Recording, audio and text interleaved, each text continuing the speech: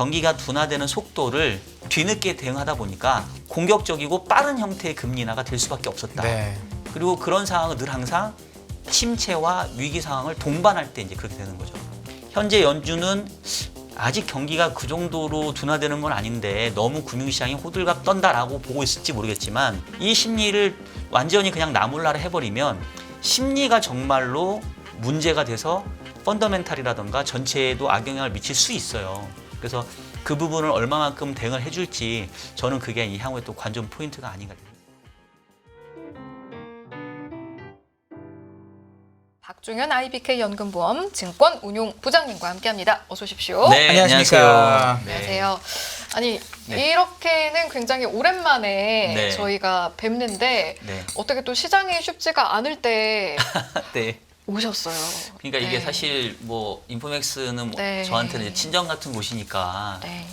자주 오는 걸 좋아하는데 오늘 좀 어려운 장이 왔네요. 그러니까 아마 뭐 다른 것보다도 네. 장 보면서 지금 시청자분들은 어제는 너무 떨어지고 네. 오늘은 또 오르긴 올랐는데 이게 진짜 오른 건지 아닌지도 궁금하실 거고 근데 일단 뭐 원인 분석부터 순차적으로 들어가 네, 보겠습니다. 네, 지금 맞습니다. 상황 보면서 어떤 부분이 가장 핵심적인 요인으로 작용했다라고 분석을 하셨어요? 그러니까 사실 최근에 이제 시장이 왜 빠졌는지를 우리가 좀 알아야 이게 더 빠질지 이제 뭐 이 정도면 충분히 빠졌는지를 알 수 있을 것 같은데 이제 저는 요번에 이제 시장을 보면서 이제 한마디로 이제 요약을 한다면 그 우리 옛 속담에 이제 울고 싶은 아이 뺨 때린다 뭐 이런 얘기가 있잖아요. 근데 그거는 이제 애가 이제 귀여우니까 이런 건데 이거는 뭐 울고 싶은 아이를 막 그냥 몽둥이로 두들겨 팬 듯한 이제 이런 느낌이 들어요. 그러니까 무슨 얘기냐면 사실은 주가가 제가 봤을 때는 기본적으로 조금 오버밸류에 대한 부담이 있었던 것 같아요.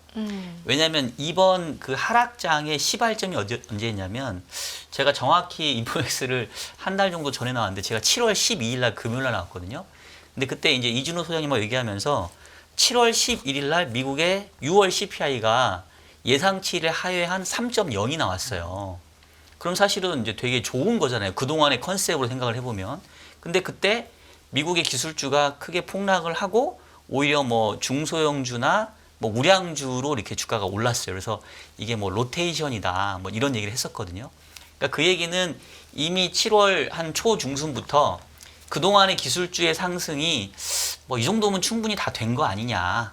뭐 오를 만큼 오른 거 아니냐. 이제 그런 인식이 좀 있었던 것 같고 그랬던 상황에서 이제 핑계거리가 이제 하나둘 생기게 된 거죠. 그래서 이제 막상 물가지표가 안 좋게 그러니까 좋게 아래쪽으로 나오니까 금리 인하면 이제는 기술주 말고 다른 거 좀 로테이션 해야 되는 거 아니야? 이러면서 손바꿈이 있었던 게 첫 번째 시발점이었는데 그 뒤에 보면 이제 공교롭게도 뭐 트럼프가 피격되면서 트럼프의 당선 가능성이 높아지면서 뭐 트럼프 트레이드가 나타났었고 또 그 뒤에 보게 되면은 뭐 그 기업들 실적이 발표되는데 이제 결국은 AI를 필두로 해서 주가가 올라왔는데 이 기업들이 이제 돈을 벌 수 있는 비즈니스 모델이 있냐 이런 우려가 생겼고 그랬다가 이제 쐐기를 박은 게 이제 바로 지난주에 이제 경제 지표가 우르르 안 좋게 나오니까 이미 주가는 오를 만큼 오른 상태에서 이제는 경제 지표까지도 둔화되게 나오니까 이른바 그동안 배드 이스 굿이라고 얘기했던 게 이제는 좀 그 공식이 깨지는 거 아니야? 언제까지 배드 이스 굿이야? 이제 배드 이스 정말 배드 아니야? 뭐 이제 이런 우려도 좀 커진 것 같아요. 그래서 결국 핵심은 경기에 대한 우려가 커진 부분들이 제일 크다고 보고 그 근저에는 기본적으로 그동안의 주가 상승이 충분히 과했다라는 인식도 좀 깔려 있었다. 일단 저는 그렇게 좀 판단을 하고 있습니다.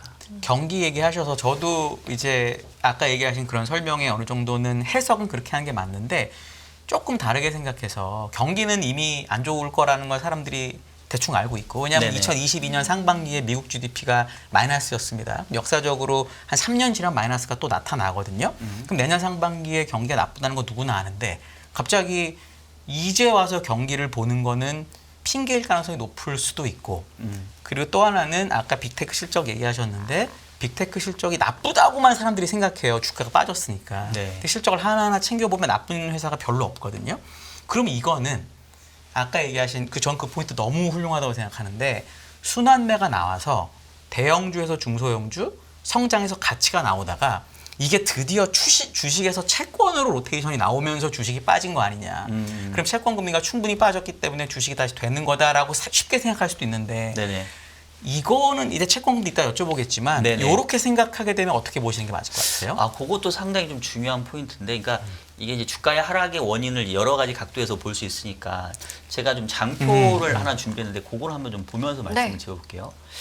일단은 이제 여기 보시는 차트는 이 녹색으로 표시하는 게 이제 미국채 10년이고요. 파란색으로 표시하는 게 이제 S&P 500입니다. 제가 이제 표시를 영역을 그어놨는데 사실은 뭐 코로나 이후에 계속 주가가 좀 오르긴 했는데 좀 짧게 보면 사실 이번 랠리의 시발점이 언제였냐면 작년 10월 말이에요. 네. 작년 10월 말에 뭐가 있었냐면 연준이 이제는 더 이상 금리 올리지 않을게. 이른바 피봇을 검토하던 때였습니다. 그래서 보시면 그 10월 말까지만 하더라도 미국채 10년 금리가 한때 5%를 도달했단 말이에요. 그래서 이제 막 난리 났네. 뭐 제이미 다이머는 뭐 6%, 7%, 8% 가네 이랬던 때 기억나시죠? 그랬던 게 이제 더 이상 금리 인상 없다더라 하면서 보시면 미국채 10년이 5%에서 두 달 동안 무려 120bp가 넘게 빠집니다. 그러면서 주가도 쫙 올라가거든요. 네. 그러니까 이게 제가 봤을 때는 이제 배드이스 9세의 시발점이었어요. 네. 물론 이제 그전에 있었지만. 그러니까 뭐였냐면 경기가 이제 둔화돼? 그럼 이제 금리를 인하해주겠지? 그럼 이제 주식시장이 좋은 거 아니야? 그러면서 금리 하락 이꼴 주가 상승으로 반영했던 때가 이제 있대요.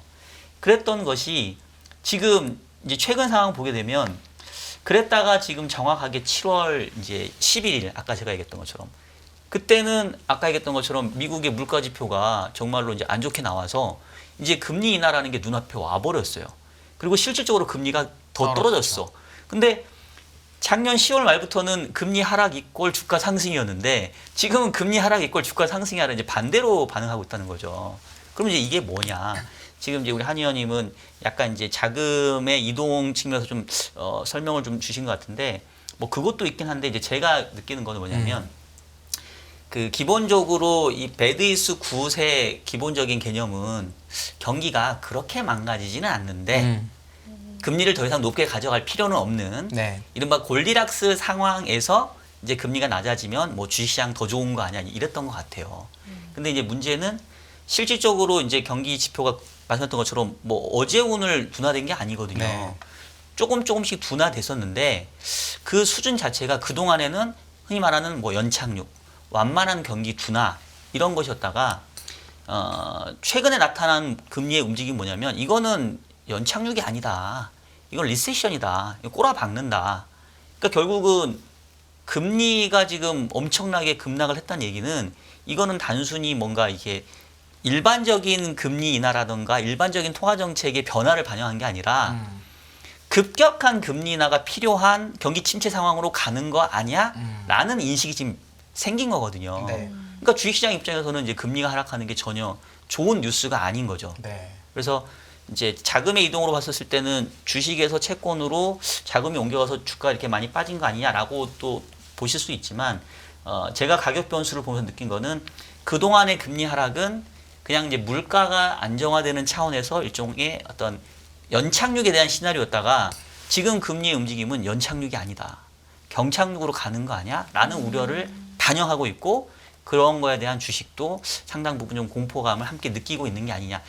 지금 경착륙 간다는 얘기는 아닙니다. 지금 시장의 센티멘트는 그렇다. 지금 그 얘기를 제가 하고 있는 거죠. 네. 그래서 하나가 네. 제가 그래서 열심히 보는 게 미국이 지난 한 7월 11일이 정확하게 나스닥 고점이었고 네, 맞아요. 다우하고 S&P가 16일이 고점이었어요. 이게 네네. 딱 바뀌었는데 그 기간 동안 미국에서 가장 많이 오른 업종이 부동산 업종이더라고요. 네네. 그러니까 이거는 원래는 금리가 많이 빠지는 게 부동산에 좋긴 한데 경기가 정말 세게 망가질 거면 부동산이 작살나는 게 정상이잖아요. 네네. 그럼 주가 흐름으로만 또 놓고 보면은 시장은 경기가 아주 작살나는 게 아니라고 생각하고 플레이를 또 한 거거든요. 지금까지는. 네네. 그럼 박사님 보시기에는 지금 부동산이 그렇게 상대적으로 많이 오르고 버틴 건 네. 그냥 그러니까 로테이션이 아니라 사람들이 약간 오버하고 있는 거다. 그러니까 예를 들어 네. 이게까지 같이 빠지는 경착륙을 기대하는 게 맞는 거냐? 아니면 주가가 얘기하는 것처럼 말은 그렇게 하지만 말은 원래 뭐라든 할 수 있잖아요. 그렇죠. 근데 투자하는 사람들은 아니야 연착륙이라고 생각하고 이렇게 에셋 올로케이션을 가져가는 거냐에 대한 생각도 사실 있거든요. 네네. 우리나라에서도 의외로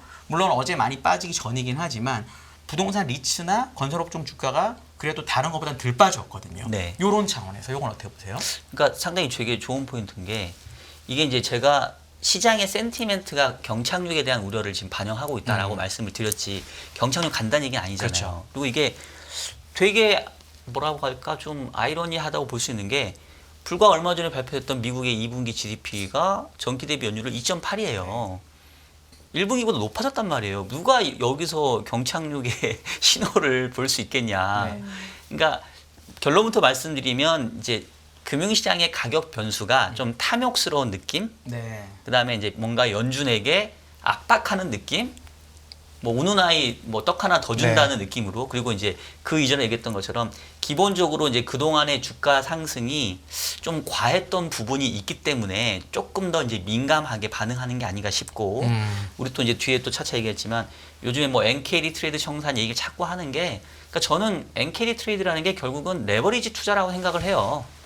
그러니까 올라가는 거는 맞는데 이 NKD 트레이드 뭐 레버리지 투자 이런 것들이 너무 과하게 올려놨기 때문에 그 반대로 조정되는 과정도 이제 상당히 이제 과하게 나오고 있는 것 같고. 거기에 대해서 이제 원인단에서 이야기를 할 때 지금 네네. NKD 트레이드 청산 이야기가 워낙 많이 나와서 네. 원인을 그렇게 분석하시는 분들도 있고 아닌 전문가분들도 있고요. 또 그에 네. 따라서 시청자분들도 오늘 그 이야기하시는데 의견을 보면 NKD 때문이지 하시는 분도 있고 네. 그 원인까지는 아닌 것 같아요라는 분들도 계셔서 네. 나오신 김에 어떤 의견 가지고 계신지도 한번 정리를 해주시면 도움이 될 것 같습니다. 그러니까 NKD 트레이드라는 게 제가 봤을 때는 원인이라기보다는 하나의 현상에 가깝다. 동반 현상에 가깝다고 생각을 해요. 왜냐하면 NKD 트레이드의 기본적인 개념은 낮은 금리로 뭐 일본에서 특히나 이제 조달을 해가지고 그걸로 어딘가에 투자한다는 얘기인데 그럼 결국 핵심이 이거거든요. 일본에서의 분명히 7월 30일 날 금리 인상이 있었고 엔화가 강세로 가고 그래서 조달 차원에서는 비싸지고 뭔가 옛날보다는 좀 퍽퍽해진 건 맞죠. 근데 여전히 내가 투자하는 대상이 매력적이면 아무 상관없거든요. 네. 왜냐하면 지금보다 훨씬 뭐 높은 금리 하에서도 지금보다 훨씬 금리 차가 낮은 하에서도 NKD 트레이드는 뭐 어제 오늘 있었던 건 아니란 말이에요. 그래서 제가 봤을 때는 뭐 물론 최근에 엔화 강세가 좀 가파르긴 하지만 이게 그냥 기본적인 원인이었다기보다는 이제 함께 나타나서 어우러지는 현상이라고 보고 있지 이거를 원인으로 잡기 시작을 하게 되면 그러면 NKD 트레이드 청산될 때까지 다 빠져야 되는데 그럼 인과는 아니어도 상관관계 정도는 되나요? 그렇죠. 일종의 같이 묻어놨던 현상 중에 하나라고 네. 저는 생각을 하고 있어요. 그러니까 결국은 기본적인 거는 뭐 주식이든 기본적인 자산 가격들이 많이 올라온 상태에서 아까 얘기했던 것처럼 울고 싶은 그런 상황이었는데 그게 이제 적당한 경기의 둔화로 나타났으면 괜찮은데 경착륙에 대한 어떤 징후가 조금 있다 보니까 약간 그 흔히 말하는 우리가 발작하는 형태로 좀 나타난 것 같고 그러면 이제 왜 하필이면 이제 지난주부터 이제 문제가 되냐면 결국은 7월 FOMC하고 그 뒤에 발표된 경제 지표가 저는 조금 괴리됐기 때문에 그렇다고 생각을 합니다. 그러니까 제가 그 요즘에 그 뭐 어디 가가지고 이제 하는 얘기가 뭐냐면 좋은 금리 인하가 있고 나쁜 금리 인하가 있다. 그러니까 투자자 입장에서는 금리가 인하될 때가 가장 이제 투자에 편하다고 하지만 아이러니하게도 대부분의 경기 침체와 대부분의 주가의 폭락은 금리 인하기에 나타났어요. 그러니까 그 얘기는 금리 인하라는 게 양면성이 있다는 거죠. 그래서 예를 들면 경기가 말 그대로 뭐 적당히 둔화되는 상황에서 금리를 내려주면 이건 좋은 건데 어느 순간 이제 경기 하강 속도가 너무 가팔라서 진행되는 금리 인하는 이거는 이제 아무리 금리를 내려줘도 뭐 경기 침체를 따라잡지 못하는 그래서 제가 이제 요즘에 말씀드리는 게 똑같은 금리 인하 국면이라 하더라도 경기가 하강하는 속도하고 금리가 인하되는 속도가 어느 게 더 빠른지에 따라서 좋은 금리 인하 국면이 있을 수 있고 나쁜 금리 인하 국면이 있을 수 있다. 근데 대부분 금리 인하의 초기는 좋은 금리 인하 국면이 많아요. 네. 왜냐하면 아직 경기가 완전히 망가지지 않은 상태에서 이제 금리를 낮춰주니까 좋은데 이게 이제 지나놓고 보면은 결과적으로 이제 그동안 경기에 뭔가 누적된 부담이 한 방에 나타나면서 결국 금리 인하가 늦었네. 경기 침체에 이게 충분히 대응이 안 되네 이러면서 이제 주가나 경기가 망가져 버리거든요. 그래서 사실은 요번에도 좀 그런 우려가 있었던 게 7월 FOMC에서 파월 의장이 어떤 얘기를 해줬냐면 이제 통화 정책의 무게 중심을 이제 옮기겠다. 그 동안에는 물가 안정에 중심을 두다가 이제 듀얼 맨데이트 얘기를 했잖아요. 그러니까 이해는 돼요.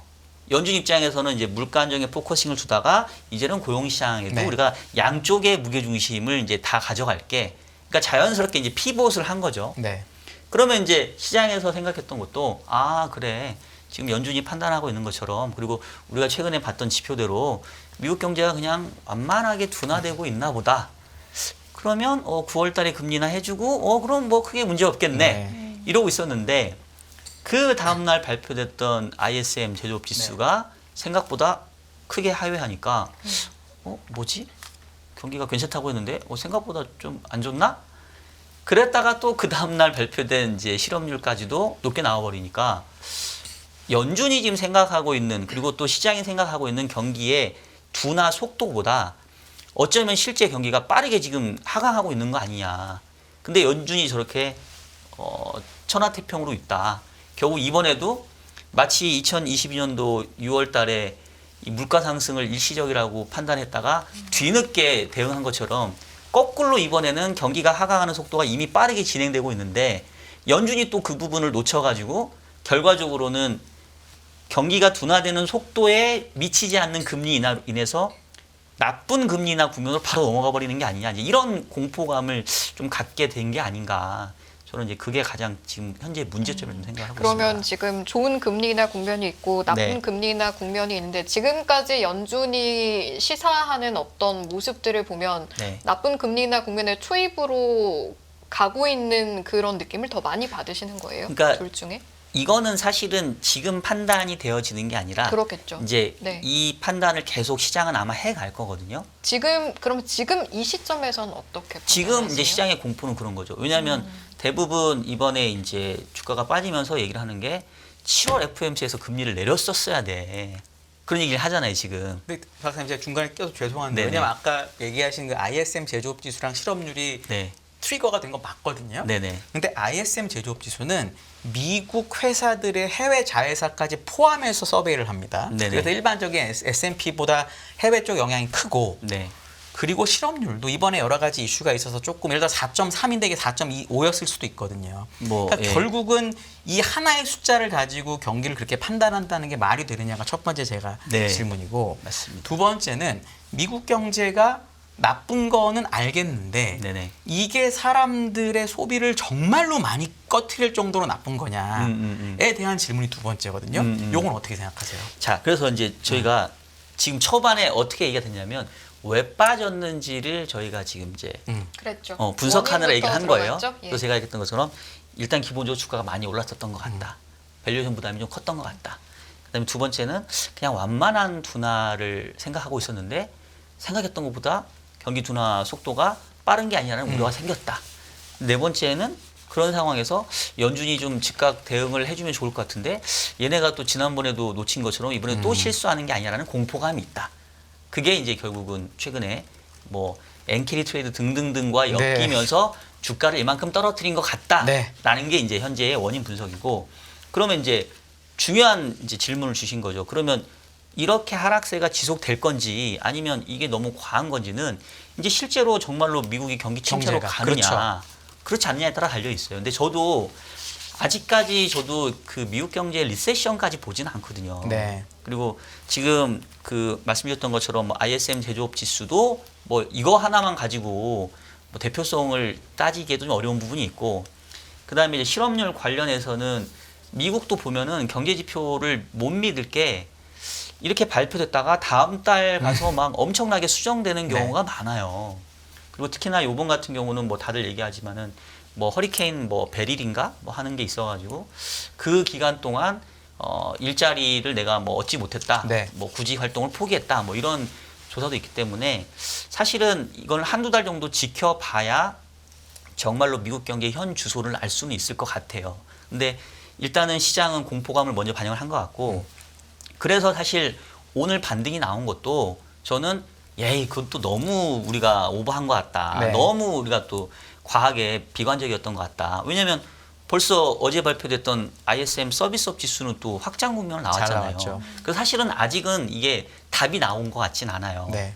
근데 대신 제가 드리고 싶은 말씀은 그래도 확실한 건 분명히 방향성은 미국 경제가 둔화 국면으로 가는 거는 이거는 좀 이제 어느 정도 공감대를 얻은 것 같고 네. 지금은 이제 경기가 하강하는 속도 그다음에 이제 이 하강하는 속도를 얼마만큼 연준이 잘 이렇게 좀 마사지를 해줄 거냐인데 아직까지는 연준에 대한 신뢰가 별로 좀 크지 않은 것 같고 그리고 최근에 연준 인사들의 발언도 보게 되면 아직은 뭐 그렇게 심각하게 보는 것 같지 않거든요. 그럼 사실은 가격 변수 입장만 지금 애가 타는 거예요.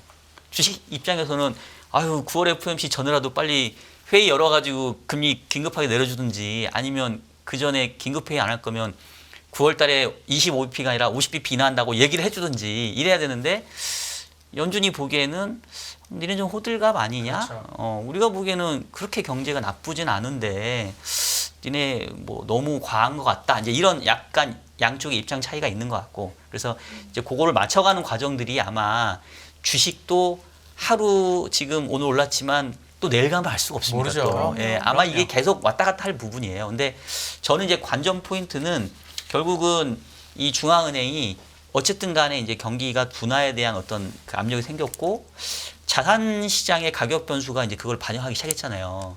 근데 이게 상당히 좀 그 자산 시장의 가격 변수 움직임이 중요한 게 이른바 우리가 이 금융시장에는 그 자기 예언적 네. 효과라는 게 있잖아요.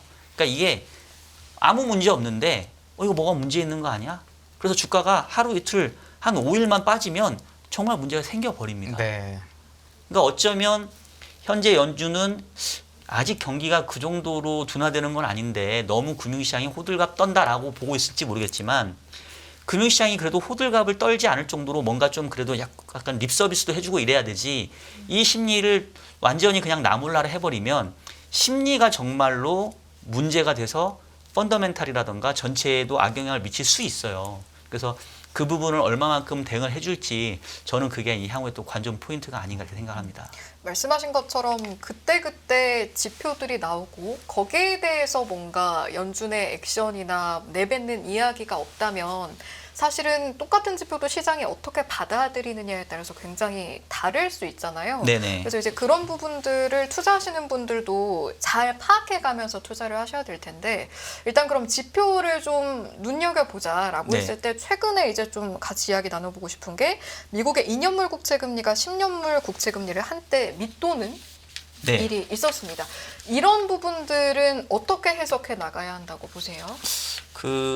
일단 이제 제가 뭐 기본적으로 여러분 잘 아시겠습니다만 이제 채권 애널리스트를 다들 아실 거예요. 기본으로 해야 하기 코믹스를 때문에 보시는 중에 분들이라면. 가장 권위자라고 생각하시면 그럼요. 됩니다. 예. 네. 뭐 이제 지금은 주식 운용도 같이 하고 있지만 어쨌든 저는 기본적으로 탑다운 분석이 이제 제 기본적인 접근 방법인데 이제 여전히 제가 가장 맹신하는 지표 중에 하나가 이제 장단기 금리 차이긴 해요. 네. 그리고 장단기 금리 차가 뭐 꽤 역전된 지가 지금 오래됐고 뭐 2년물하고 10년물을 따지기도 하지만 사실 이제 저희 쪽에서는 3개월하고 국고채 10년물이 좀 더 정교하다 이제 이렇게 얘기를 하는데 벌써 이제 역전된 지가 1년하고도 절반 6개월이 지났거든요. 그래서 과거의 그 평균적인 수준을 보게 되면 뭔가 경기가 침체되는 그런 국면에 좀 임박한 건 사실이고요. 그다음에 우리 지금 질문 주신 것처럼 제가 차트를 한번 좀 준비를 해봤는데 네. 지금 여기 보시면은 녹색으로 표시한 게 미국채 2년짜리고 빨간색이 미국채 10년입니다. 그래서 한때 아마 이게 장중일 것 같아요. 8월 5일 날 장중 한때 그 2년짜리 금리가 급락하면서 10년짜리 금리보다 좀 떨어지면서 약간 이 커브가 정상화된 적이 있어요. 그랬다가 지금은 다시 10년 금리가 낮거든요. 그래서 이게 이제 왜 의미가 있냐면 과거 이렇게 쭉 보시면 장단기 금리 차가 역전이 됐다가 이 역전이 풀릴 때 경기 침체가 와요. 네. 그러니까 정확하게 따지면 장단기 금리 차가 역전되어 있었을 때 경기 침체가 오는 게 아니라 역전이 됐다가 이게 상당 기간 시간이 지나서 이게 해소가 되면서 이제 경기가 침체 국면이 오거든요.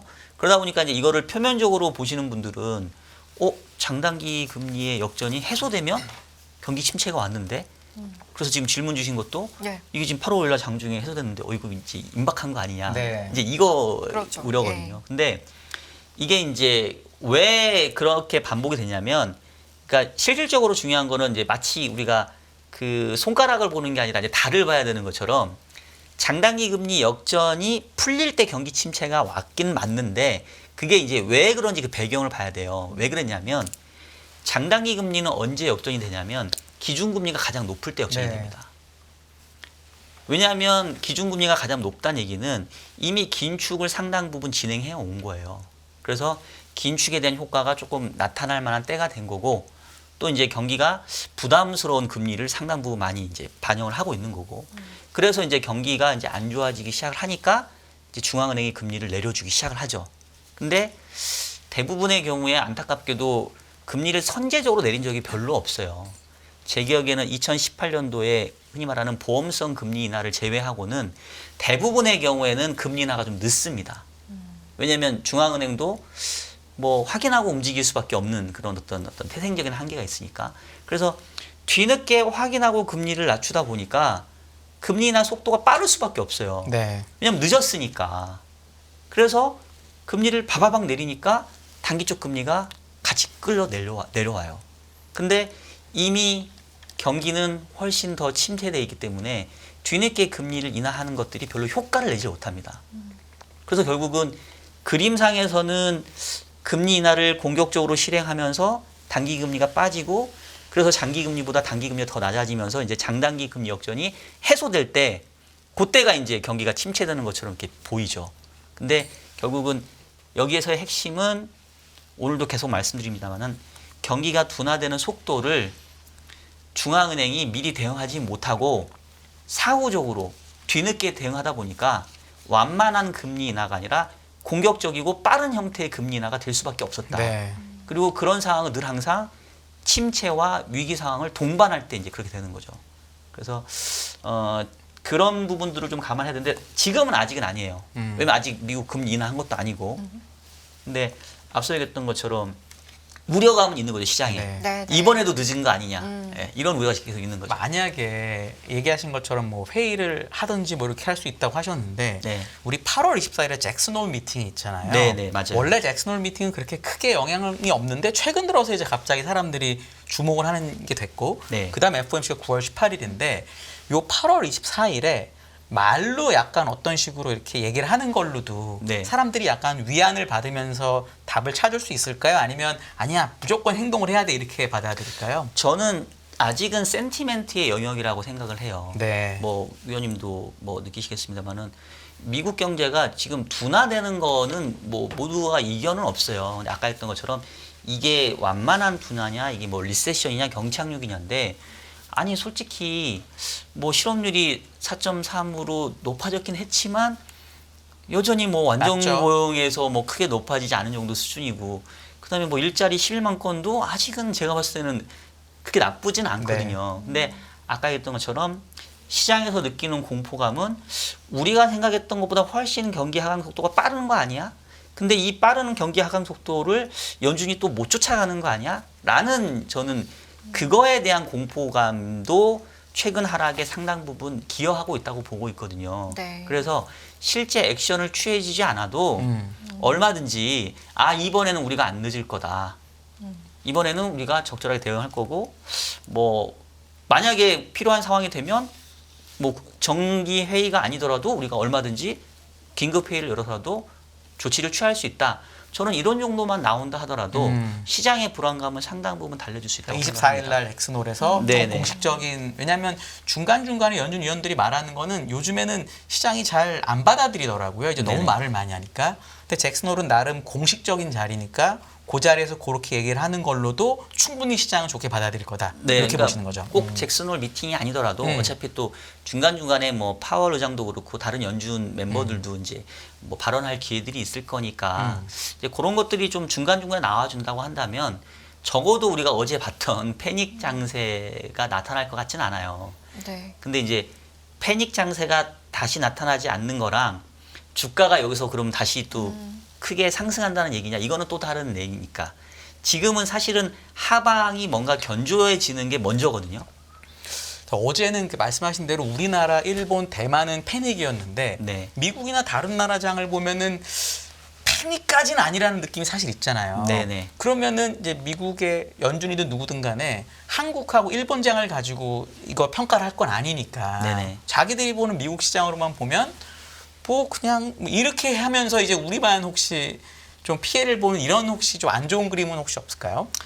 이미 지금 그게 나타나고 나타났는데 있죠. 혹시나 더 될까 네. 봐 좀 너무 걱정돼서요. 그러니까 이게 참 너무 억울한 게 정말로 뭐 미국은 장기침 했을 뿐인데 막 우리는 막 독감 걸려가지고 알아눕는 상황이 되니까 올라온 것도 없는데 주가 레벨로 보면 네. 이게 참 억울한 상황이 아닐 수 없는데 미 연준 입장에서 제가 만약에 연준 멤버라고 하면 주가가 뭐 어제 많이 하락을 하긴 했지만 뭐 올해 4월 달에도 뭐 비슷한 하락이 네. 있었고 그동안에 뭐 미국 주가 보게 되면 한 번씩 10% 정도의 하락은 있었거든요. 네. 나스닥이 정확히 딱 고점 대비 10% 빠졌더라고요. 네. 근데 그거는 얼마든지 추세 상승에서도 있는 조정이니까 뭐 이게 그렇게 막 엄청나게 그들에게는 위협으로 다가올 것 같지는 않아요.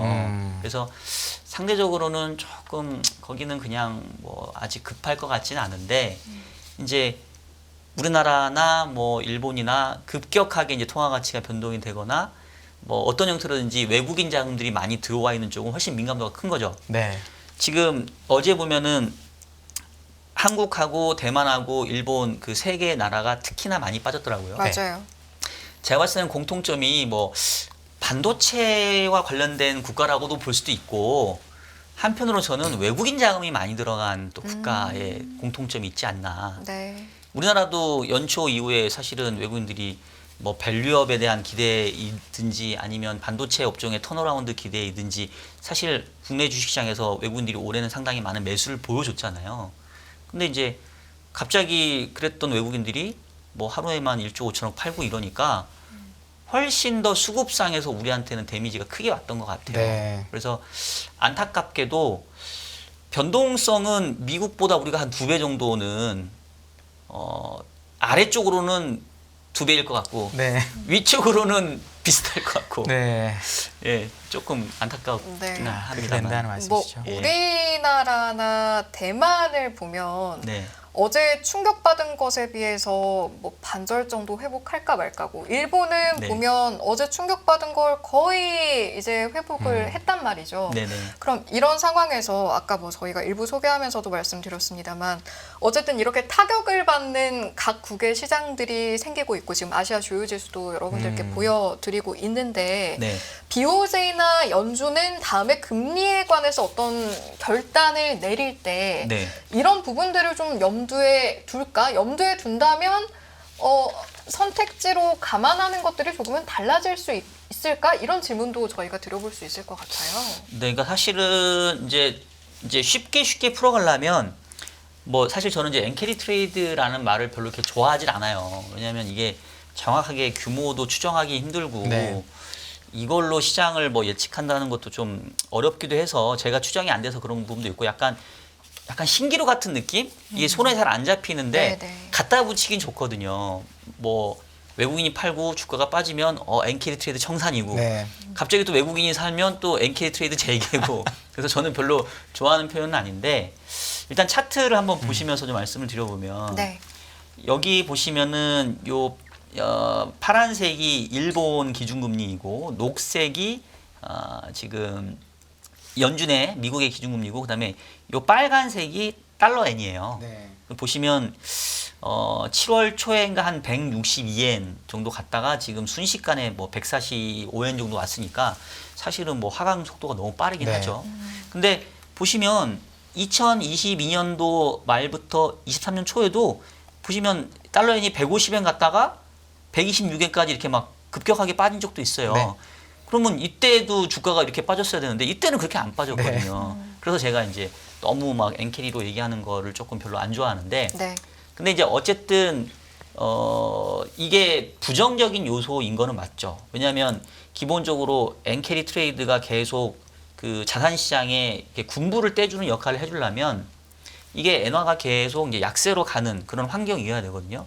근데 지금 방향성으로 봤었을 때 어쨌든 미국은 앞으로 금리를 뭐 9월이든 뭐 그 중간에 뭐 긴급을 하든 어쨌든 간에 내리는 쪽에 대해서는 확실하게 방향성이 정해진 거고, 일본은 이미 이제 2번이나 금리를 인상을 했고, 또 원래대로 간다면 조금 더 올려야 되고, 그러니까 그동안의 그 방향성적인 측면에서 이제는 일본은 금리를 올리고 미국은 금리를 내리면 자연스럽게 금리 차가 축소되니까 사실은 엔화에 봤었을 때는 절상 압력이 생기는 거는 맞거든요. 다른 모든 조건이 일정하다면.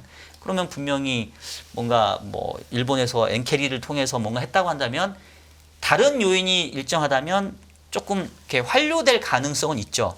근데 제가 다른 요인이 일정하다면 단서를 드는 이유는 그것만 가지고 꼭 이게 결정되는 건 아니거든요. 근데 어쨌든 간에 현재 상황 속에서는 엔화의 강세에 조금 더 힘이 실리는 환경이면은 틀림이 없는데, 지금 이제 여쭤보신 거는 최근에 이제 상황이 너무 긴박하게 돌아가니까 조금 생각을 바꿔 먹을 수도 있지 않겠냐. 네, 뭐 이제 당장 소비량 생산 지표가 금리 올리기엔 너무 약했던 거 아니냐, 네네. 너무 일찍 금리 인상 결정한 거 아니냐, 이런 비판의 목소리도 예를 들어 일본 같은 그렇죠. 경우에 나오고 있으니까 맞아요. 뭔가 이 정도 타격을 눈으로 확인을 했다면 당장 일본 시장도 회복은 했습니다만 어제 급락이었잖아요. 네네. 뭔가 결정에 영향이 없을까라는 거죠. 그러니까 이게 그럼 둘 양쪽을 생각해 보면 이게 결국은 엔화 약세를 계속 가속화시키려면 그럼 미국은 고금리를 유지해야 되고 일본은 계속 금리를 낮추든가 아니면 이제 안 올려야 되거든요. 근데 미국이 이것 때문에 금리를 낮춰야 되는데 안 낮출 것 같지는 않아요. 미국은 남의 나라 사정을 받은 적이 한 번도 없습니다. 그렇죠. 역사적으로. 예, 그냥 네.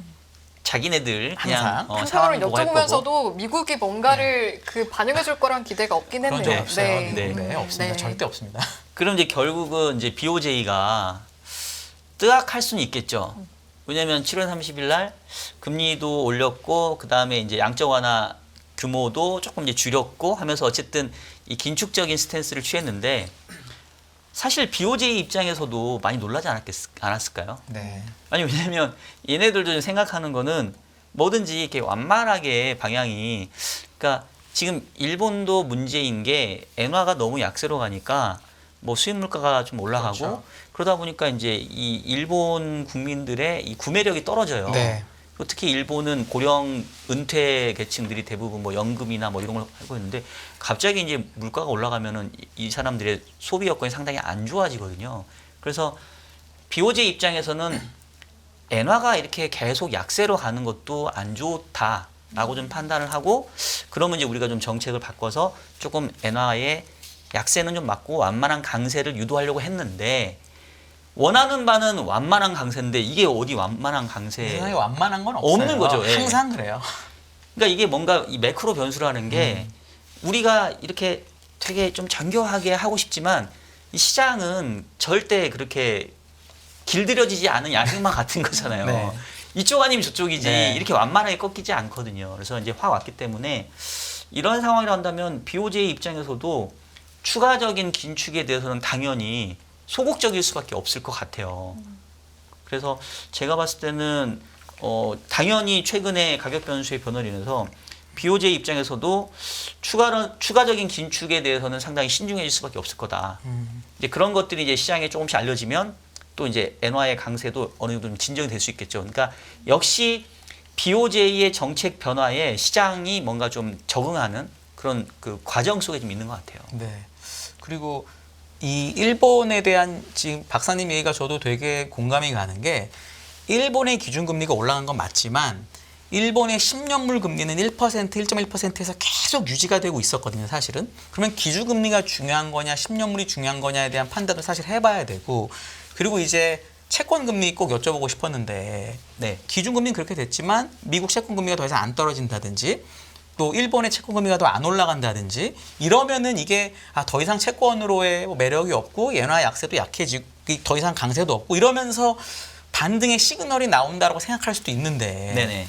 채권 진짜 전문가로서 채권금리 전망 한번 해주시죠. 한국, 미국, 일본 3국 정도 이렇게. 네. 네. 근데 이제 여기서 먼저 제가 조금 정립을 좀 해드리고 싶은 거는 우리가 이제 기본적으로 금리의 방향을 볼 때는 그 지표 금리인 장기 금리를 본단 말이에요. 네.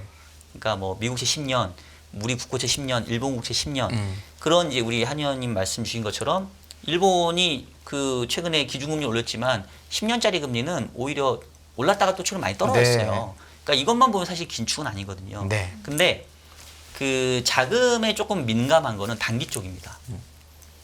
기준금리에 가까운. 그래서 뭐 예를 들면 1년 이하의 국면들.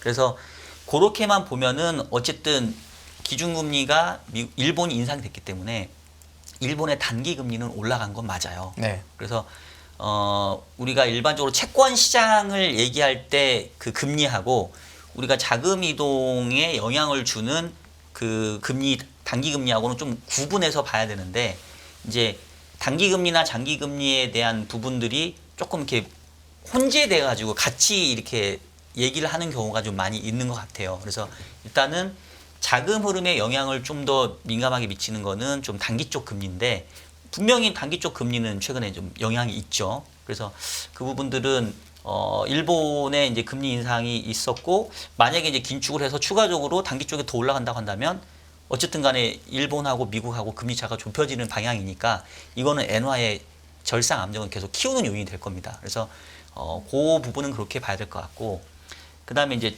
채권 금리도 이제 아까 한 의원님 생각으로는 어쨌든 최근에 주식은 약하고 채권은 강했기 때문에 뭔가 그 스마트 머니들이 좀 이렇게 왔다 갔다 하면서 시장의 교란 요인 내지는 좀 가격 변수에 영향을 주지 않았을까라고 좀 생각을 하시는 것 같아요. 그래서 그런 차원에서 이제 금리의 향방도 중요하긴 한데 지금은 사실은 그 자금의 이동에 따라서 그 가격 변수에 영향을 준 것도 있긴 있는데 근데 이제 제가 이렇게 쭉 보면 그렇게 막 주식에서 채권으로 자금이 휙휙 옮겨 다니는 것 같지는 않아요. 약간 좀 투자하는 성격이 조금은 다르거든요. 그래서 최근에 채권 시장이 강세인 게 자금이 많이 들어와서 그렇다라고도 볼 수는 있지만 자금이 들어오지 않다 하더라도 지금은 거래량이 그렇게 많지는 않았어요. 그럼에도 불구하고 그냥 쑥 빠져버렸거든요. 그래서 그냥 심리만 가지고 그냥 거의 자금이 빠져버렸던 것 같고 채권 쪽으로 자금이 조금 들어왔던 거는 뭐 올해 초부터 조금 시작은 됐었습니다.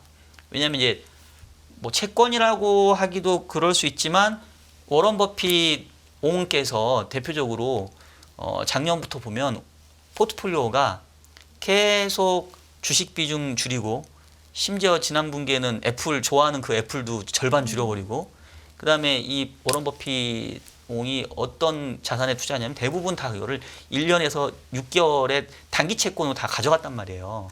그러니까 사실은 이제 저희 채권을 보는 사람들은 1년물하고 6개월을 채권이라고 얘기를 하지 않아요. 그냥 현금성 대용 자산인데 문제는 6개월 1년짜리 짧은 단기 채권임에도 불구하고 금리가 5%는 줬으니까 이게 뭐 포트폴리오 상에서 주식을 대응할 수 있는 충분한 효과는 냈었던 거죠. 그래서 만약에 그런 차원에서 워런 버핏처럼 주식 비중을 좀 줄이고 이런 단기물 쪽에 잠시 이제 숨어 있으려고 하는 게 있었다고 한다면 그거는 일정 부분 지금 상황에서는 그런 부분이 있었다라고 얘기는 할 수 있습니다. 그러면 이제 이게 다시 이제 옮겨가려면 제가 봤을 때는 둘 중에 하나인 게 진짜로 단기 쪽 금리 인하가 진행이 돼가지고 금리가 쭉 빠져버려야 돼요. 근데 지금 미국채 10년짜리는 4%를 뚫고 내려왔지만 2년 이하의 금리는 여전히 높은 수준에 있거든요. 그러니까 이거는 기준금리 인하가 현실화되어야 실질적으로 가치금리가 하락을 합니다. 그래서 아직은 여전히 좀 메리트가 있는 영역에 있는 거고 그 다음에 이제 금리가 많이 안 빠질 것 같으면 결국은 이제 주식에서 뭔가 메리트가 생기거나 주가가 뭐 충분히 빠졌다고 생각이 되거나 아니면 다시 뭐 기업 실적에 대한 뭔가 인식이 생기거나 이제 이래야 되는데 그거는 조금 시간이 걸리지 않을까라는 생각이 들고 그래서 제가 그거와 연관돼서 조금 설명드릴 수 있는 게 뭐 우리 한 의원님 계셔가지고 제가 얘기하기가 좀 부끄럽기는 합니다만 전혀 그렇지 않습니다. 그- 저는 이거 재료를 보면서 네. 항상 반대로 질문하려고 매우 노력을 하는 사람이라 어떤 네. 말씀하셔도 돼요. 네. 그 일드갭이라는 얘기를 지금 뭐 좀 해묵은 얘기 같고 좀 식상한 얘기지만 이게 근저에는 저는 깔려 있다고 봐요. 그래서 제가 이제 차트를 준비를 했는데 지금 왼쪽 차트를 보시면은 S&P 500의 PR의 역수죠. 우리가 이제 흔히 말해서 주식에 대한 기대 수익률이라고 얘기하는 지금 뭐 집계 기간마다 조금씩 다르긴 하는 것 같은데 제가 그 받은 데이터로는 한 뭐 12개월 포워드 기준 한 22배? 여전히 20배가 좀 넘는 것 같아요. 그러면 이제 이거를 역산해 보면 대략 기대 수익률이 한 4% 후반? 네. 5%가 채 안 되는 수준이라는 얘기죠.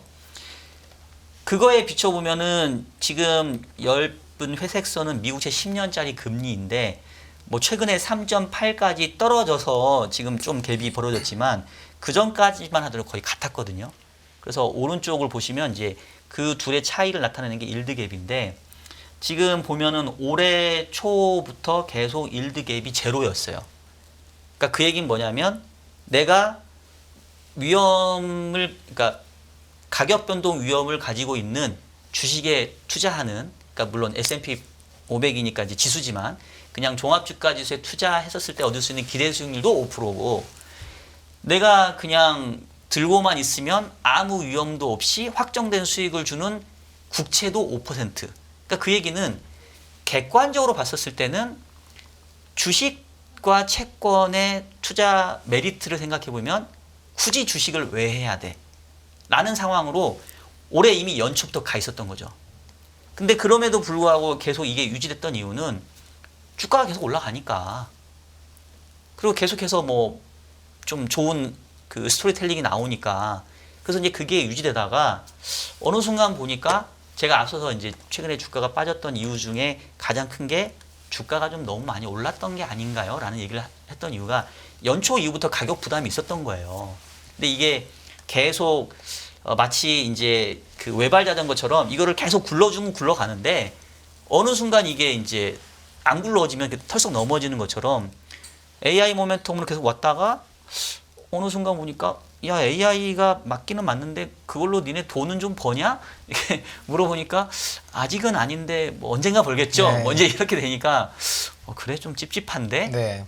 하여튼 이제 그런 것들이 좀 맞물린 것 같아요. 그래서 좀 대답이 좀 길어졌는데 결국은 주식과 채권의 이렇게 자금 이동이라는 거는 결국은 어떤 자산이 지금 매력적이냐인데 그렇게 봤었을 때는 지금 수준도 여전히 그냥 같은 값이면 내가 굳이 왜 가격 변동 위험을 주고 주식을 해야 돼? 네.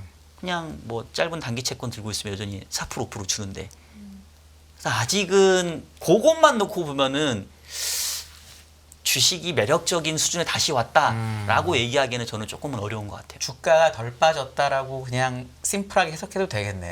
그러니까 가격으로만 놓고 보면, 네, 가격으로만 보면. 가격으로 놓고 보면 충분히 빠졌다라고 얘기하기에는 아직은 좀 이르다. 그러면 그런 전제 하에서 어쨌든 시장 참여자들은 시장에 놓인 상황에 대해서 그때그때 대응을 해야 하잖아요. 네네. 그리고 사실 대응을 하기 위해서 지금 인포맥스 라이브 시청하시는 분들도 그럴 거고 가장 중요한 건 변수를 체크하는 네네. 것일 겁니다. 네. 그럼 앞으로의 시장에서 시청자분들이 유의하셔야 할, 주목하셔야 할 변수가 있다면 어떤 게 있을까요? 네.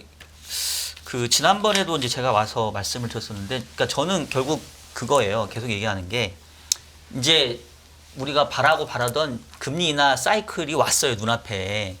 그러면 원래는 금리가 인하되는 환경은 투자에 유리한 환경이거든요. 근데 앞서도 얘기했던 것처럼 이렇게 금리가 인하되는 환경이 일반적으로는 유리한데 항상 보면 뭔가 침체가 오고 뭔가 주가가 폭락하고 이럴 때는 또 공교롭게도 금리가 인하될 때 왔다는 얘기예요. 네. 그래서 계속 얘기하지만 금리가 인하되는데 이게 투자에 계속 좋은 국면인 건지 아니면 불리한 국면인지를 이제는 저울질하면서 가야 돼요. 그리고 그거의 핵심은 뭐냐면 금리가 인하된다는 얘기는 결국은 그만큼 경기가 조금 둔화된다는 얘기거든요. 근데 경기가 둔화되는 속도에 비례해서 금리를 같이 낮춰준다라고 하면 사실은 문제될 게 없어요. 근데 경기가 둔화되는 속도가 시속 100km인데 금리가 인하되는 속도는 시속 50km밖에 안 된다라고 하면 시장이 느끼는 거는 절대 금리는 낮춰줘도 계속 긴축적인 환경이라고 느낄 겁니다.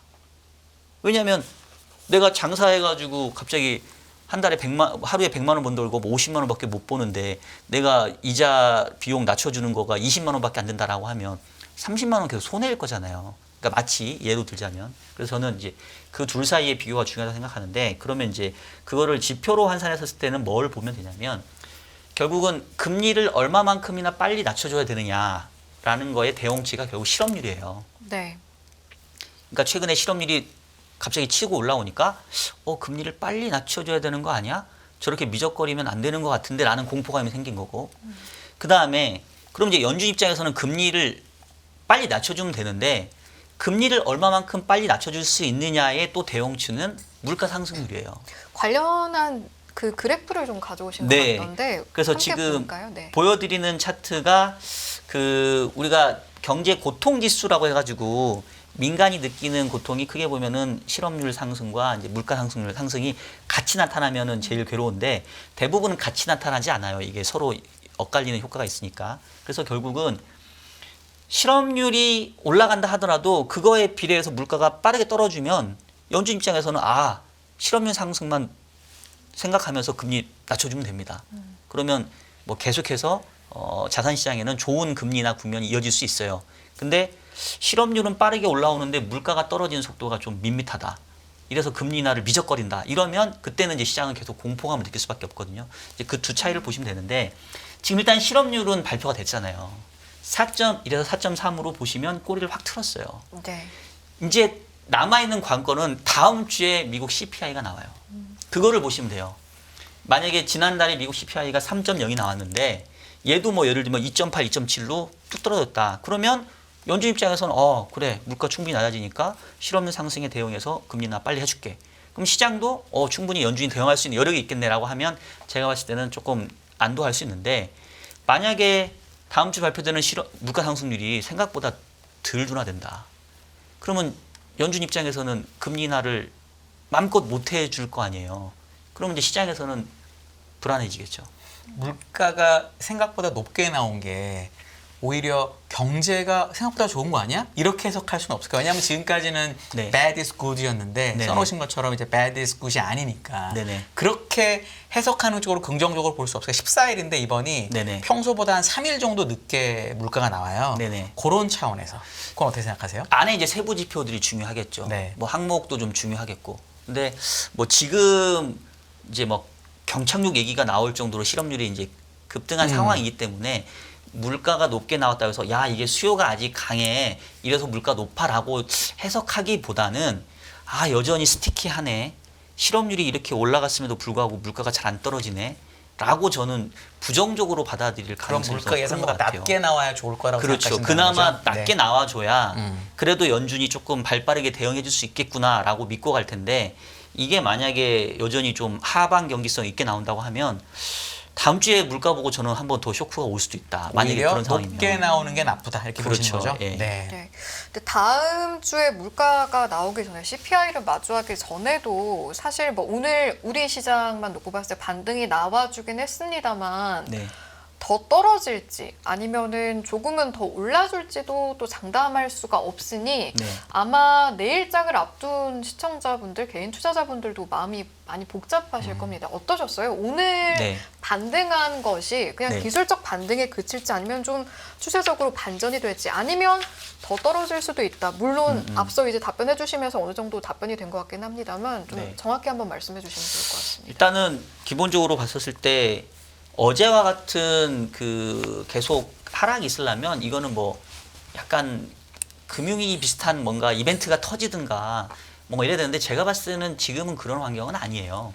그래서 아까 얘기했던 것처럼 좀 공포감이 시장을 짓누른 감이 있기 때문에 그래서 어제 봤던 폭락은 좀 과했다는 생각이 좀 저는 들고요. 지금은 오히려 과하게 빠진 부분들은 일정 부분 저는 저가 매수를 할 수 있는 영역이라고 생각을 합니다.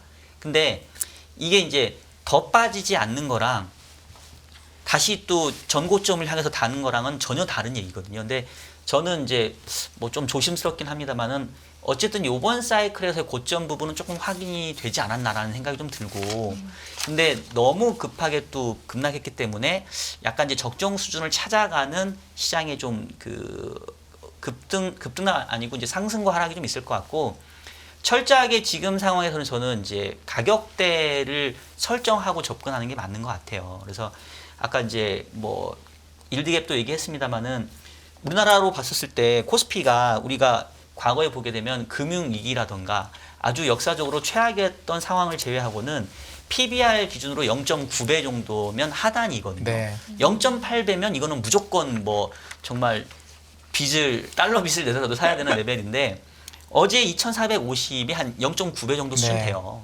그러니까 이 정도 수준에서는 제가 봤을 때는 정말 뭐 조금 이 꽉 물고 한번 사보는 레벨은 맞는 것 같은데 이게 다시 이제 반등을 줘가지고 뭐 2,600, 2,700 간다라고 하면 저는 그때는 또 다시 또 시장을 또 보수적으로 봐야 되는 게 아니냐. 지금은 이제 어떻게 보면은 경기가 둔화되는 국면으로 가면서 이게 급격한 둔한 그 침체인지 아니면 완만한 둔화인지 이거에 대한 대응을 중앙은행이 어떻게 해줄 건지 이기 때문에 예전처럼 일방적으로 주식에 유리한 환경은 아니에요. 네. 되게 생각이 많이 복잡해지고 여러 가지 것들을 고려해야 될 변수가 지금 생긴 겁니다.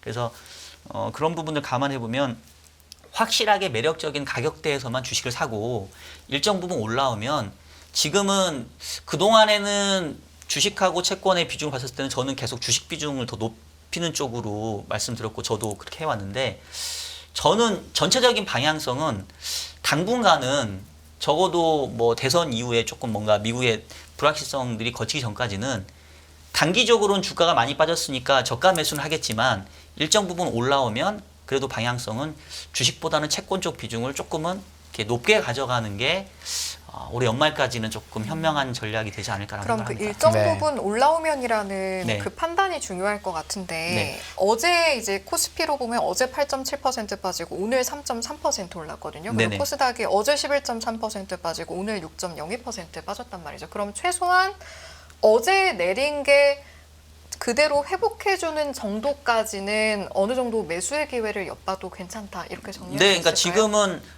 아직은 뭐 오늘 반등하긴 했지만 반등폭이 크진 않았기 때문에 아직은 그래도 저평가 영역에 있다라고 생각을 해요. 근데 이게 시장이 한번 어제처럼 크게 두드려 맞으면 V자로 반등하기가 쉽지가 않아요. 엄청난 모멘텀이 주어지지 않는 한. 결국은 아마 당분간은 시장이 조금 올랐다가 또 누군가는 또 여기서 공포감이 있기 때문에 또 빠졌다가 이제 이렇게 어느 정도 바닥을 다지는 그런 모습들은 있을 것 같아요. 그래서 어제같이 급락한 날은 사주는 게 맞는데 또 오늘같이 올라가는 날에 또 쫓아가면서 살 건 또 아니거든요. 네. 그래서 지금은 저는 철저하게 조금 그 저평가 메리트가 있는 종목들 위주로만 좀 접근하기를 좀 말씀드리고 있고 일정 부분 빠지기 전 레벨까지 올라가면야 땡큐겠지만 그렇게 모든 가격들이 올라가기 쉽지는 않을 것 같아서 네. 어느 정도 정해 두시고 또 올라오면 좀 익절하면서 전체적으로는 조금 주식 비중을 조금씩은 그래도 이전보다는 줄이고 조금 채권 쪽 비중을 이전보다는 좀 늘리는 형태가 저는 마음 편할 것 같아요. 네. 알겠습니다. 네. 혹시 위원님 아닙니다. 아, 충분합니다. 네. 알겠습니다.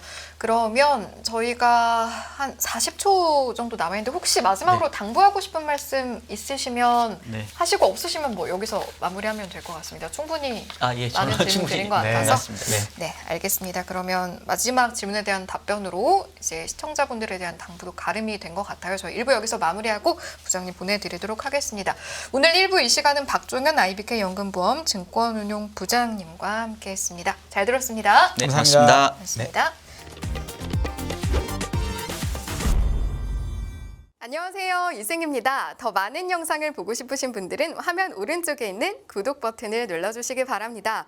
그리고 영상을 보시면서 좋아요는 필수인 거 아시죠? 항상 인포맥스 라이브를 사랑해 주셔서 감사합니다.